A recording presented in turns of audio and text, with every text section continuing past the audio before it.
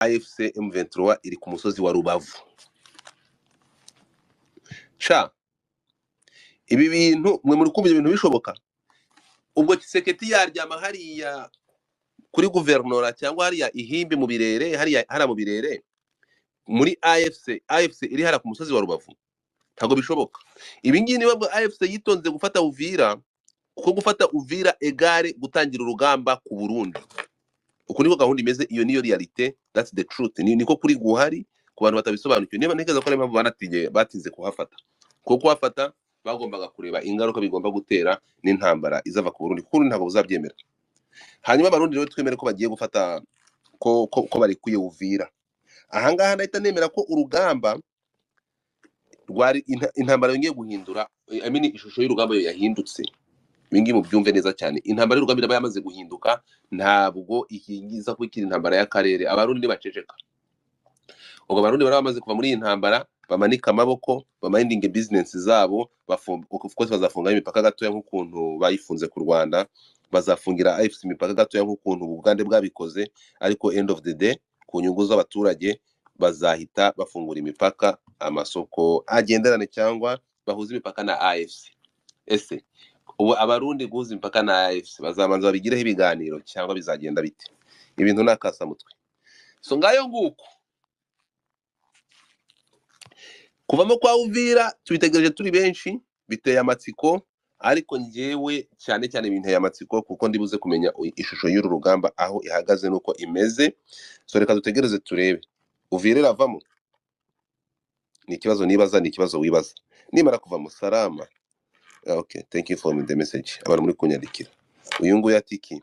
None nubwo batafata Uvira bagafata Mwenga, kuva Mwenga ukagera Gipupu ni 2 days.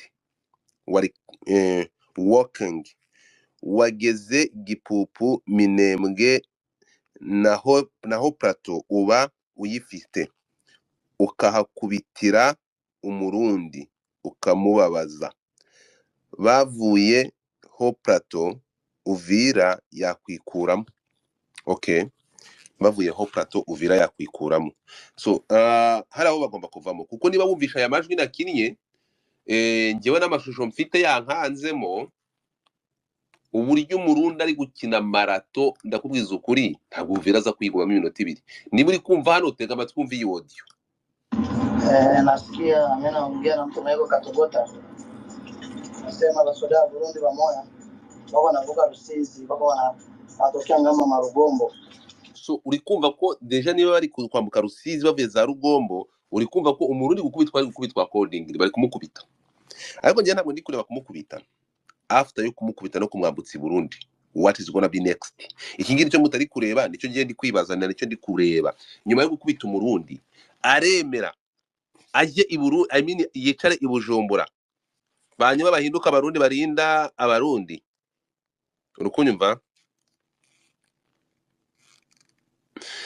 So ndabizi turavuga Uvira nivamo, ariko hano hari master plan kuri ndasoma message zanyu. Ntabwo dukeneye Uvira nona hamani, ni habanze habeho liberation y'abaturage mu Minembwe, hanyuma Uvira anytime yavamo byoroshye. Agacio ndakumva. Liberation umurundi yo kumukubita bakamuvana muri ho plateau. None se reka nze nkubaze, barabanje uyu murundi impamvu bafashe ingabo 2020 bakazirunda muri la misozi n'ukubera iki? Ushobora gusanga Uvira dafite n'abasirikare benshi cyane kurusha bari hejuru muri ho plateau. So ariko noneho nabo barabizi. None se ho plateau yamaze kuvamo, umurundi yakwikira muri Uvira ira misozi yunamiwe n'abantu bigakunda? Ntabwo bishoboka. Niba bari kumukubita biroko, erega kuvuga kuvanamo Uvira ntabwo ari uko ingabo za AFC bari bugende ngo bahite barandinga muri Uvira neza mu babone mu mafoto nko mwabonye Igoma n'ahandi. Oya, kubakura muri la misozi egare kubakura muri Uvira. Reka turebe none bari kwiruka. Umva aya majwi hano, umva aya majwi. Nasikia mimi naongea na mtu mweko Katogota. Nasema basoda wa Burundi bamoya wako wanavuka Rusizi, wako wanatokea ngamba Marugombo, wako wanakimbia. Sasa nasikia wanatokea Katogota wanakimbia Marugombo, na watu ya Katogota wenye walikuwa pale bamoya walisavuka wako napita wanakimbia wanaenda Marugombo, nakwambia M23 na mtuto mkali sana. Kwa kweli hali sio nzuri, wanasema bunduki wako nazo hawajawahi kuziona. M23 ni matio, maana risasi inakuwa sasa tio. Mimi nakwambia na vita inaanza mplene yote, vita inaanza mplene yote, vita inaanza mplene yote kabisa, vita inaanza mplene kabisa vraiment. Barabara yote huku kote kumilima huku ngambo za rute vikatogota kule kote, vitu viko nguvu, atake iko nguvu sana. Wabyumvishe huko grupe yetu ya jeunesse commune Kamvira na Labukaje huko upande wetu tunaona wanakucha.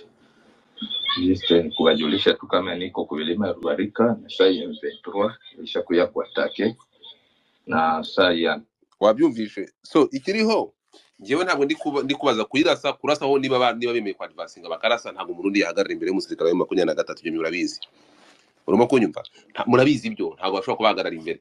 But my question is, njyewe icyo ndi kuvuga ni kimwe, tureke kujya mu rugamba ngo tujye mu basirikare, ntabwo turi abasirikare ngo tujye kurasa tuvuge ngo barashe hano. Njye ntabwo nsesengura urugamba. Ndi kuvuga after yo gufata Uvira, reaction y'u Burundi iraba iyihe? Abarundi baremera kapitale ya Bujumbura ije under control ya AFC M23, iza kuba ifite Uvira na misozi iyunamiye, kuko ntabwo Murundi waryama i Bujumbura ngo usinzire aduyi ari muri 45 minutes. Sinabwo kubyumva. Ikibuga cy'indege cyese nibongera bagashaka ikindi kibuga cy'indege. Ubundi ufite ibibuga by'indege bingahe ku buryo bahita banimura ikibuga cy'indege kigahita kijya kure ya hariya, ku buryo umuntu atarasa ku kibuga cy'indege ari hariya. So ibi ngibi rero nibyo ndi kukubwira, ahangaha ibintu biraza guhinduka kasamutwe, nibwo njyewe ndibuze kumenya, kuko ntimutekereza ko Abarundi ari abasazi gufata ingabo 20,000 bakazohereza hariya.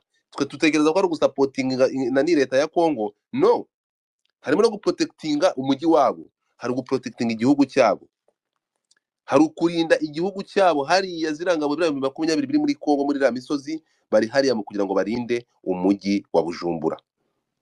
Ntabwo warindira umujyi wa Bujumbura ngo uje kuwurindira hara ku mupaka, ntabwo wafata umujyi wa Bujumbura ngo uwurindire mu Gatumba. Ntabwo bishoboka, ntabwo bishoboka,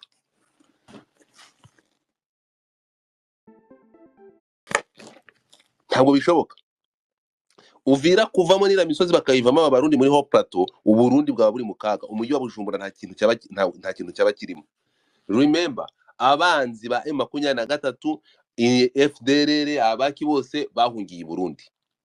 Bivuze ngo icyanyeganyega cyose kivuye i Burundi kigana Uvira ni umwanzi, ni aduyi. Tuzi ko ikibuga cy'Ubujumbura bivugwa ko urukunyumva cyamaze kuba AFC M23 twirwaneho iri muri 15 km na Uvira. Ya Uvira ishobora kuvamo anytime, Uvira iraza kuvamo anytime iramutse ivuyemo. Ngiye ntabwo ndi kuvuga mu kuvamo, ndavuga after kuvamo. Urimo kumva? Turi kujyana. Nyuma yo kuvaho, nyuma yo kuvamo, nyuma yo kuvanamo Uvira,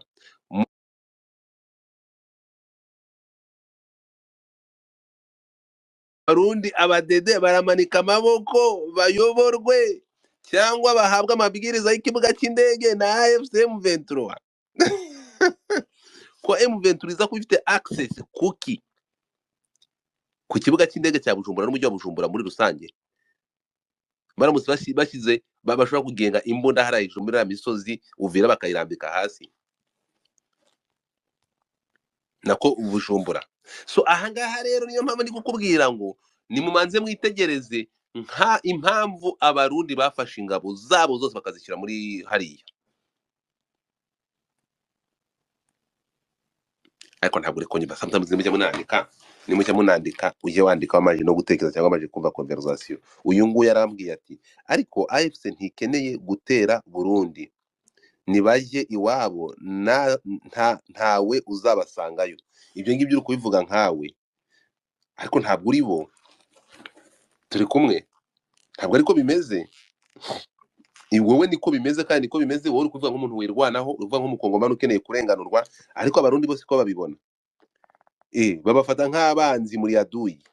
So niyo babafata nk'abanzi rero muri aduyi, ntabwo ndi kureba umurundi yagiye i Bujumbura akavuga ati twagiye mu ntambara muri Congo, AFC M23 turabarasa, none ariko ko bari kwirwanaho, reka twavuye mu ntambara zabo byararangiye, reka twiryame turuhuke, intambara zo mu Congo tuzivuyemo, bari ari hakurya, reka duhahirane nk'uko u Rwanda ruri guhahirana nayo 23 AFC hara muri ya mipaka igoma, nk'uko Ubugande bwafunguye imipaka openly aya masaha, ibicuruzwa bikaba byambuka imipaka y'Ubugande na Este Congo bakaba bari guhahirana. Do you think ko ibyo bintu biza kuba?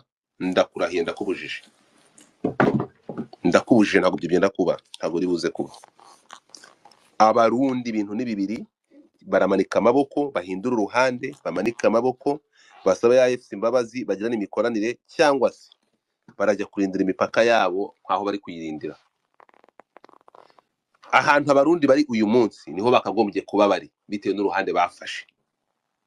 Ingabo z'u Burundi ahantu ziri prowinze mu kurinda umutekano w'igihugu cyabo, niho bakagombye kuba bari. Egare kuhava, egare gutsindwa, nkuko bagiye batsindwa no mu bindi bice. Baraza gutabaza amahanga cyangwa n'ibihugu by'ibituranyi bafitanye nayo imikoranire. Uvira nibamara kuyifata, abarundi bazatabaza Tanzania bavanemo ingabo za AFC, hazaba isibaniro, cyangwa Uburundi buzarekura. Nahanga ndi kwibaza ikibazo. So ahangaha rero abarundi bashobora gutsindwa bakamanika amaboko, bagahebera urwaje, ida intambara bigiye gutangira. Iyi niyo mpamvu Uburundi cyangwa AFC M23 gufata